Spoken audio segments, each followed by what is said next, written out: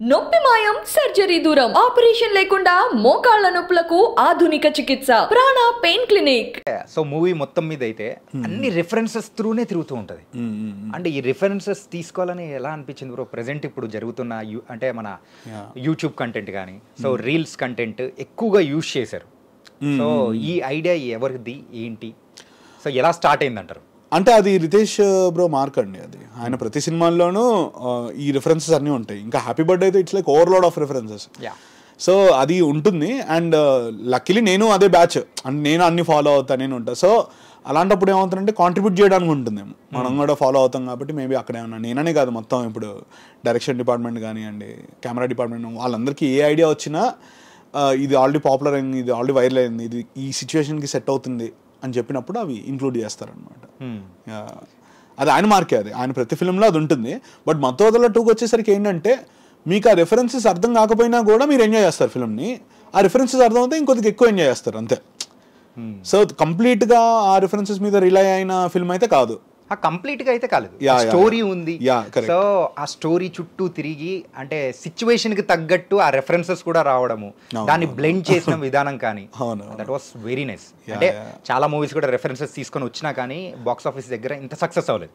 కానీ ఇక్కడ సక్సెస్ అయిందంటే స్టోరీని తగ్గట్టు అక్కడ మీరు బ్లెండ్ చేసి విన్న విధానం అనమాట. అవునవును, కరెక్ట్. అరే ఇలా రెఫరెన్సెస్ అనేది కూడా తీసుకున్నారు, బాగుంది. అండ్ మీకు బాగా నచ్చిన రెఫరెన్స్ ఏంటి ఇందులో?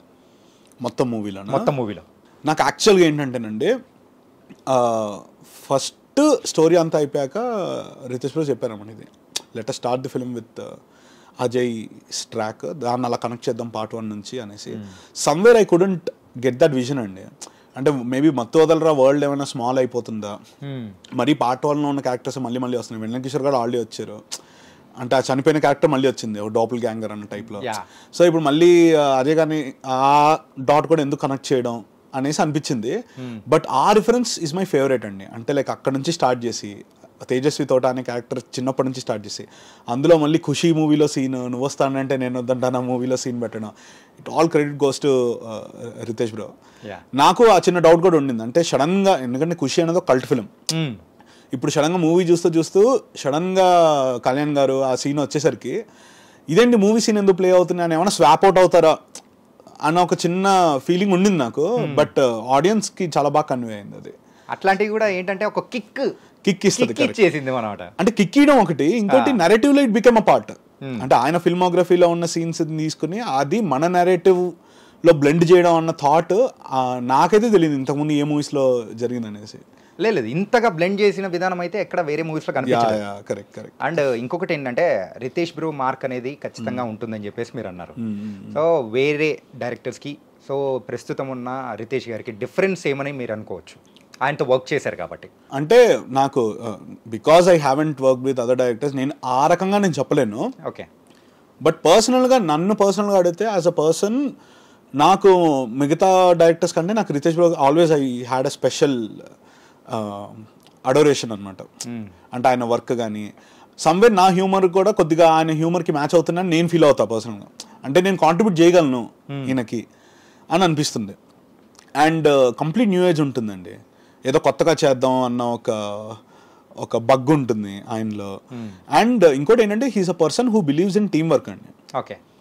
అండ్ క్రెడిట్ విషయంలో ఆయన అసలు ఎవరికి ఏమీ లోటుపాట్లు ఏమి ఇయ్యడు, అందరికీ ఎవరు కావాల్సిన క్రెడిట్ వాళ్ళకి ఇస్తారు, స్పేస్ ఇస్తారు. అంటే ఇట్స్ నాట్ లైక్ ఇవాళ ఈవినింగ్ కల్లా you have to come up with certain thing అంటే ఈవినింగ్ అయిపోయాక ఏది అని చెప్పి అడగరు. Because he understands the process. He also takes back and అంటే ఆయన టీం వరకు ఆయన బాగా హ్యాండిల్ చేస్తారు, ఒక ఫ్యామిలీలా ట్రీట్ చేస్తారు. చాలా సర్కమ్స్టాన్సెస్లో అది ప్రూవ్ అయింది. అండ్ నేనే కాదు, మొత్తం మా డైరెక్షన్ డిపార్ట్మెంట్ మొత్తం కూడా యునానిమస్గా వీ హ్యావ్ దాన్ని ఏమంటాం, ఒక special love and caring towards Ritesh. మొత్తానికైతే మీ డైరెక్టర్ని అయితే బాగా లేపేస్తూ ఉన్నారు, అక్కడ కొండ మీద పెడుతున్నారు. హీ డిజర్వ్స్ ఇట్ అండి. ఇంకోటి ఏంటంటే రిఫరెన్సెస్ దాని గురించి మనం చూసాము, కాకపోతే ఇందులో క్యారెక్టర్స్ విషయానికి వచ్చేటప్పటికి మన సింహ గారు సో ఒక టైప్ ఆఫ్ సెటిల్మెంట్ టైప్లో కనిపిస్తూ ఉన్నా కానీ పక్కన నుంచి ఎవరో ఒకరు పోక్ చేసి లేపే టైప్లో ఉన్న సత్య గారి క్యారెక్టర్. అవును. సో వీళ్ళిద్దరి మధ్య కెమిస్ట్రీ అనేది ఎలా వర్కౌట్ చేశారు? అంటే అది ఒక బడ్డీ కాప్ ఫిల్మ్ అండి. ఇప్పుడు మనకి సీరియస్నెస్ ఉండాలి ప్లాట్లో, at the same time fun కూడా ఉండాలి, రెండు కరెక్ట్ ఉండాలి. మరి ఇద్దరు రెండు క్యారెక్టర్స్ ఫన్నీగా బిహేవ్ చేస్తే సీరియస్నెస్ ఉండదు. సో సింహ గారు సీరియస్గా ఉంటారు, సత్య గారు కామెడీ చేస్తూ ఉంటారు సీరియస్ సిచ్యువేషన్స్లో కూడా. అండ్ ఆ కెమిస్ట్రీ టెరిఫిక్గా వర్కౌట్ అయిందండి. ఇన్ఫాక్ట్ చాలా మంది 1 man షో అంటున్నారు, కానీ పర్సనల్గా మీ నన్ను అడిగితే ఇట్స్ 2 man షో అని నేను చెప్తా. ఎందుకంటే సింహ గారు మీరు చూడండి, యూజువల్గా ఏంటంటే మనకి హ్యూమర్ అన్నది చాలా ఫాస్ట్గా వెళ్ళిపోతుంది. Humour will hit you hard, అది యాక్చువల్గా సైకాలజీలో కూడా ఉందన్నమాట. అందుకనేసి చాలామంది యాడ్స్ కూడా ఎక్కువ హ్యూమర్ అనే వే ఎందుకు ఆప్ చేసుకుంటారంటే ఈజీగా వెళ్ళిపోతుంది జనాల్లోకి అనేసి.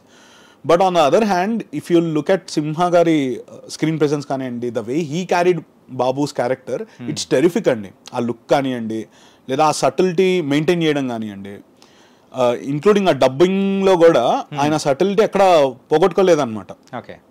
మేమే ఎప్పుడైనా కొద్దిగా లౌడ్గా ఏమని చెప్పొచ్చామంటే, ఎందుకని ఇప్పుడు ఆ క్యారెక్టర్ చెప్పరు కదా, ఇప్పుడు రియల్ లైఫ్లో మనం అలా చెప్పం కదా అంటే, that's his interpretation of Babu's character. And I think నాకైతే పర్సనల్గా చాలా బాగా నచ్చింది వాళ్ళిద్దరు కెమిస్ట్రీ. వాళ్ళిద్దరు కూడా చాలా వాళ్ళిద్దరు కెమిస్ట్రీ కూడా బాగుంది, ఆఫ్ స్క్రీన్ కెమిస్ట్రీ కూడా చాలా బాగుండేది ఇద్దరు కూడా. ఏంటంటే ఇంతకుముందు రితేష్ గారితో మరి సత్య గారు వర్క్ చేశారు, హ్యాపీ బర్త్డేలో వర్క్ చేశారు, అండ్ మత్తు వదలరాలో వర్క్ చేశారు.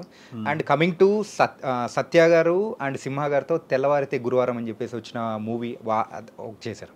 సో ఆ కెమిస్ట్రీ వల్లేమో ఇక్కడైతే మొత్తానికి అయితే బద్దలైపోయే కెమిస్ట్రీ అనేది కూడా మేము చూసాం వాళ్ళిద్దరు. అవునవునవునవును. అంటే ఒకటేంటంటే it's already there in the situation అండి, ఇప్పుడు రైటింగ్ లోనే ఉంది అది ఆల్రెడీ. వాళ్ళిద్దరు ఏంటంటే దాన్ని ఇంటర్ప్రిట్ చేసిన విధానంలో ఇంకా అది మల్టీఫోల్డ్ అయింది అనమాట.